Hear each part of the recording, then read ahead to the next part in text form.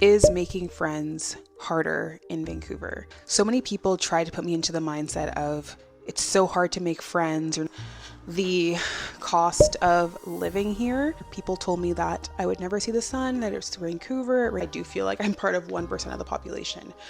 And why does that not bother me? Place I live, I want to be determined by my interests, what I like to do with my time.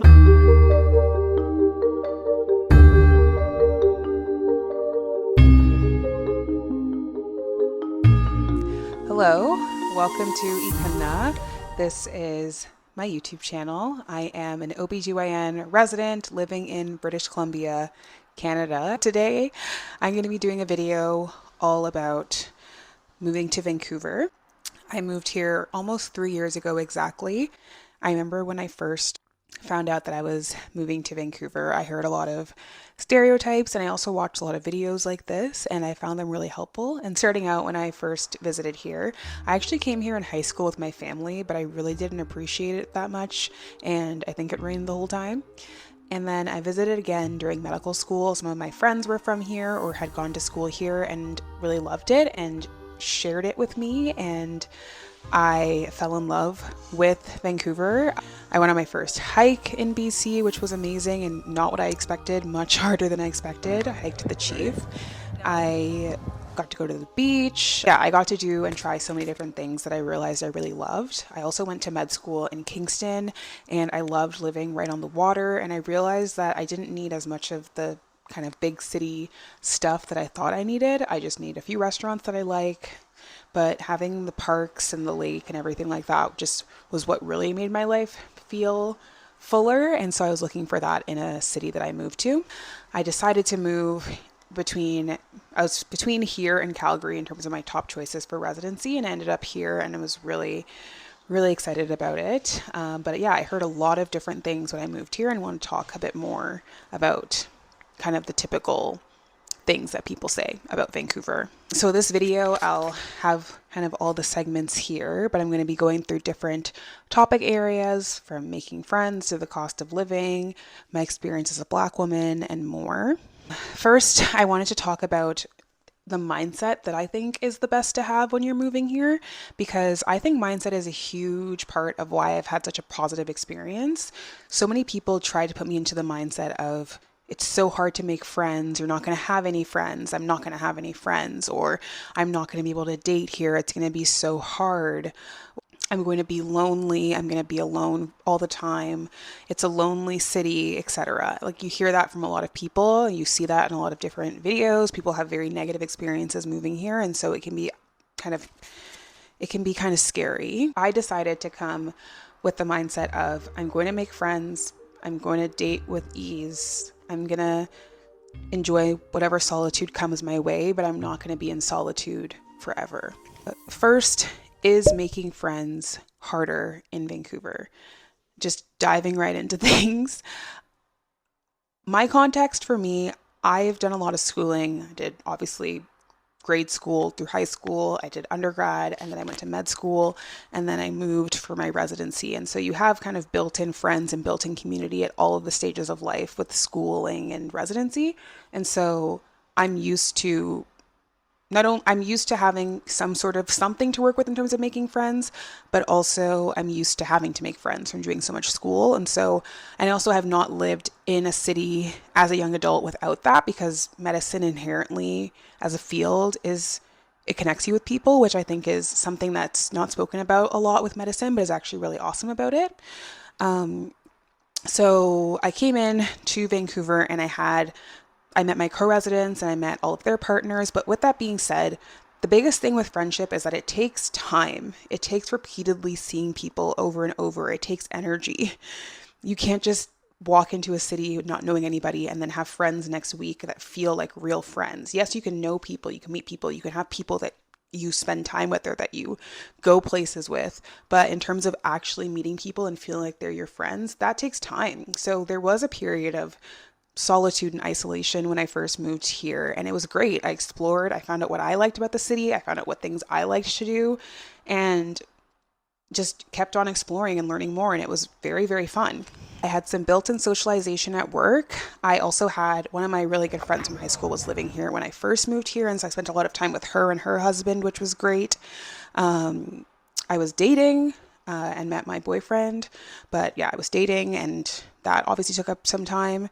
I was working a lot. That takes up time. I was working 2 weekends a month, most months, and learning my job. And so there are lots of things that took up my time. But I did use Bumble BFF. I met one friend on there, and she has exposed me to so many people. I feel like through her, I've been exposed to just like 20 people and have become friends with people through her. And that was just one person. And now I feel like my cup is very full. I definitely don't feel like I have a lack of friends, like people kind of said I would if I moved here. I also am part of a cold plunge swim group with a friend that I've gotten closer to this year. I have played in a dodgeball league. I've played in a multi-sport league, and these were all kind of things I did for fun.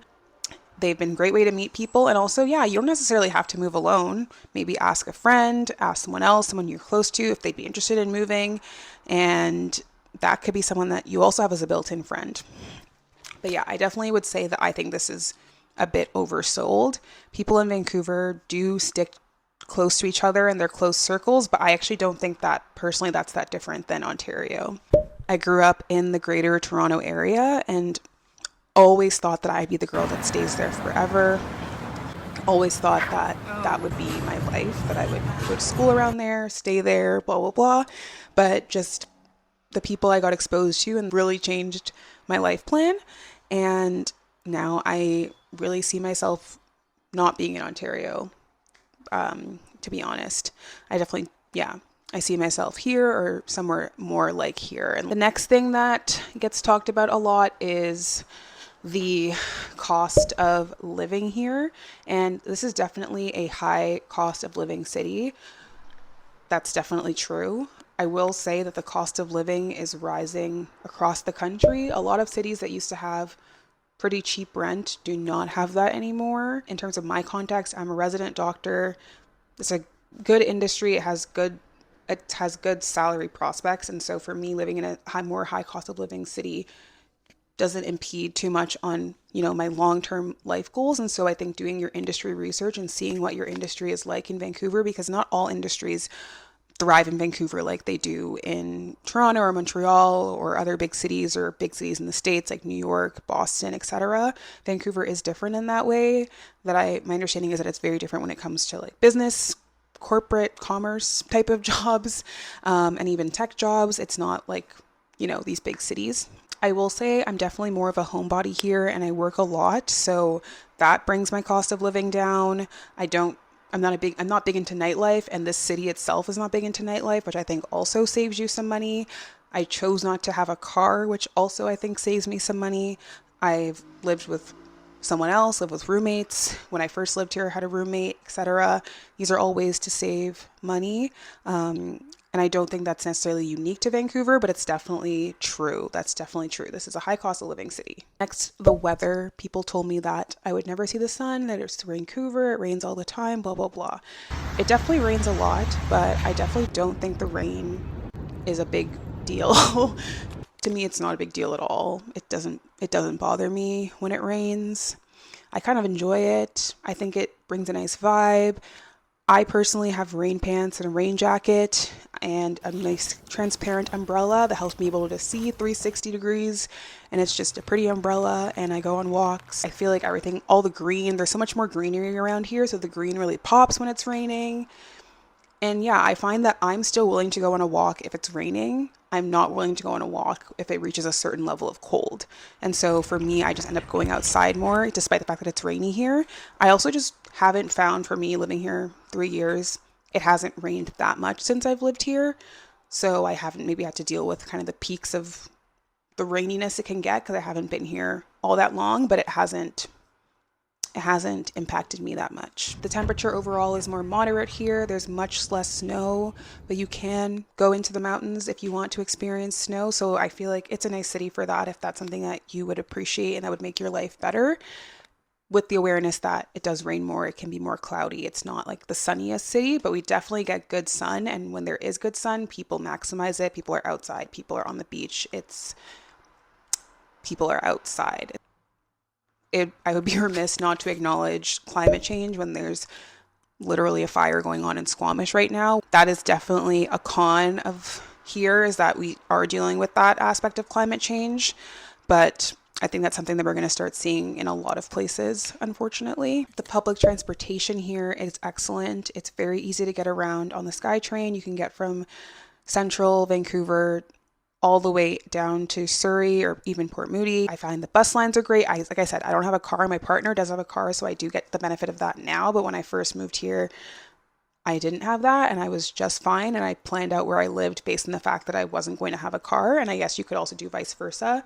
If you'd rather live less centrally and have a car, those are also kind of trade-offs that you can decide for yourself. But I find public transportation here is the best of any city that I've personally lived in Canada. I think Montreal is also very good, but I haven't spent extended period there. Toronto has the TTC, but I find that the greater Vancouver area, if we call it that, is more connected by public transportation than I feel like the greater Toronto area is. The access to nature is probably the number one reason why I want to live here for as long as possible. The hiking is stunning. There's endless hikes. There's so many beautiful options here and in Alberta, honestly. There's beautiful swimming, ocean swimming, lake swimming, lots of swimming here. Camping, I love camping. It's one of my favorite activities to do in the summer. Yeah, skiing. I'm very lucky. I learned to ski in elementary school, and so I'm a greens and blues girl only, but I do enjoy skiing. And yeah, so much more. There's so many beautiful nature activities to do here. I also just love how here it just feels like a vacation spot. It feels relaxing. I don't feel this huge pull to do a lot of international travel because I just really enjoy exploring BC, and there's so many trips I haven't even done that I do want to do.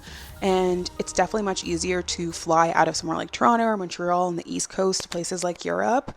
We do have close access to like Japan, for example, but I would say it's easier to travel out of Toronto, but also I think for me, I'm really enjoying exploring the local British Columbia little places. And I feel like you get a really high quality experience doing little trips here. In terms of cultural differences, I've kind of touched on a bit of that here, but yeah, I think that people in Toronto are more in your face friendly, which I think is a great thing. People are much more likely to talk to you randomly on the street. People are much more, giving compliments, accepting compliments, socializing. It's much more part of Toronto vibe. Toronto is much more multicultural and kind of a melting pot than Vancouver is. But on the other hand, I would say I really like the stillness, the quietness, the pace that Vancouver has. It's kind of a big city, but it doesn't really feel like a big city in terms of just the bustle. There's not really a bustle, which I like. I like calm. If you're into bustle and hustle, it's not as much bustle and hustle and bustle. It's definitely not as much like that, which I personally enjoy. And I feel like it does bleed into each industry. I assume most industries here are probably a bit more laid back than the same industry in another big city in Canada. And with that comes less nightlife. I've not really engaged with the nightlife here, so I don't want to be like, the nightlife here is so bad when I haven't really tried to be part of it. But I've heard that it's not great, and I know that the Toronto nightlife scene is obviously amazing. So if that's important to you, there's that. Lastly, I wanted to talk about life as a Black woman in Vancouver. We are definitely a minority here. I think 1% of the population in Vancouver is Black compared to 10% in Toronto. So you can imagine putting that in perspective. 100 people are in a room here. One of those people will be Black. In Toronto, 10 of those people will be Black. And so I think I definitely feel that. I can sense that number feels true. I do feel like I'm part of 1% of the population. And why does that not bother me? Because for me, the place I live, I want to be determined by my interests, what I like to do with my time, and not based on how many people around me look like me. And that's just me. I know not everyone is like that, but for me, I just want to be somewhere where I can do the things that I really love and really want to do and bring me a lot of joy. The things that I want to show to my kids, my family. I want my kids to be into a lot of the nature activities that I'm into. I want them to see and experience all of these things from a young age and grow an appreciation for them. I also think that you know, in any place, if we want there to be more representation, more diversity, I think certain people have to somewhat be like a trailblazer. Like, I want to be someone that's here that people know, oh yeah, black women do live there. Black women do all those outdoorsy things. They camp, they hike, they ski. You know, we're represented. You don't need to feel like you don't belong just because you're only 1% of the population right now. But who knows what that will look like in 10, 15 years if people come and stay and build roots. And I just kind of know I want to do that if I can. That's how I feel at the moment, at least. There are definitely Black specific events and groups, Black physician groups, which I really enjoy. And I think when you are 1% of the population, I think that it is nice to just have a place where you can connect with people who look and have experienced the world in a similar way to you. I remember I watched a video on Sprout. It was a great video, recommend it completely. It's one of my favorite videos that I've seen recently, and I'll link it. It's about a Black man. I think he's a celebrity photographer, and he talks about moving to Japan in his 50s, which I highly respect and think is just such a boss move to do. And obviously there's not a lot of Black people in Japan either, and just talking about his experience and how much he enjoys it, and also how safe he feels there overall. Like, I definitely overall feel safe here. I don't feel any less safe here than I did in Toronto. So I think if I did feel unsafe, that'd be a reason I'd want to leave, but I don't feel unsafe. I'm enjoying my time here, and I hope to see more and more Black women come and enjoy living here as years go on. To summarize, I kind of want to talk about the ways that the city has changed me. I feel like I live a slower life. I enjoy my alone time and my solitude from the time that I moved here and didn't know as many people. I feel I appreciate nature more. I go on so many more walks. I love all the neighborhoods here, and I think I'm happier because of it, from all of the aspects of the nature, the movement, and also just meeting people who are like-minded in these interests. I think that if your interests align with the city, you will meet people whose interests also align with the city, people who are also new to the city. And yeah, I think that a lot of people have really positive experiences living here, and we don't get to necessarily hear them. And I hope to be a positive example of moving to Vancouver in your 20s. That's all. Thank you so much for watching this video. Please let me know in the comments if you have any questions. I'd love to answer them. Anything about Vancouver, anything about living here, my experience, I would love to talk in the comments. And please subscribe if you enjoyed this video, because I intend to film many more. Bye.